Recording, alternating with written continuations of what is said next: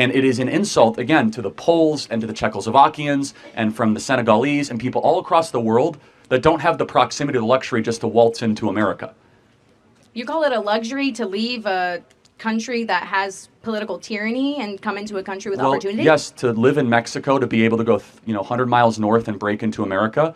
Do you know how many people in Pakistan would kill to be on that border? That's why we bring them in. Well, we shouldn't, right? That's the point. And secondly, do you think that you have a right to immigrate to America?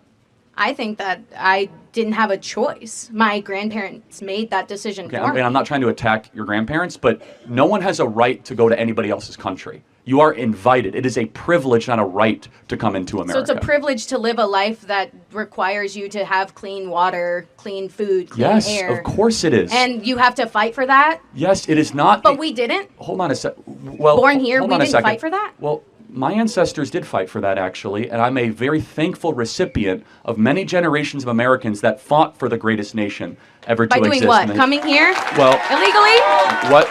Wait, what did my ancestors do? They came here illegally. They came over here in 1620, fought in the Revolutionary War, fought in the Civil War, fought in World War I. So because my grandpa didn't come here in II. 1620, it gives him no right to have a good life? No, he can fill out paperwork and wait in line, like the rest of the world.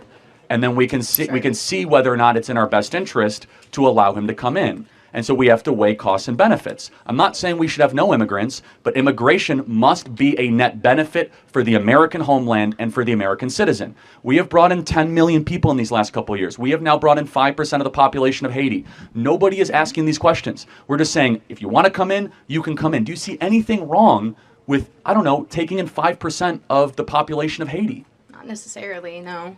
If we have the land and the resources to house them, it shouldn't be that big deal to bring in immigrants. Really? Do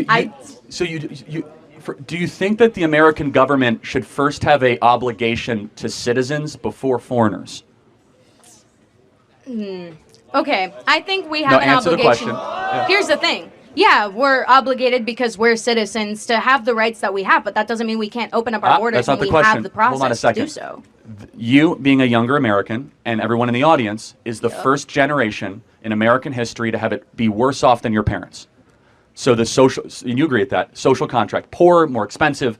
Yeah. So wouldn't it be rational for the American government to say, we're going to prioritize younger generation Americans that are American passport holders and citizens before those in another nation? I don't want to say anything that offends people.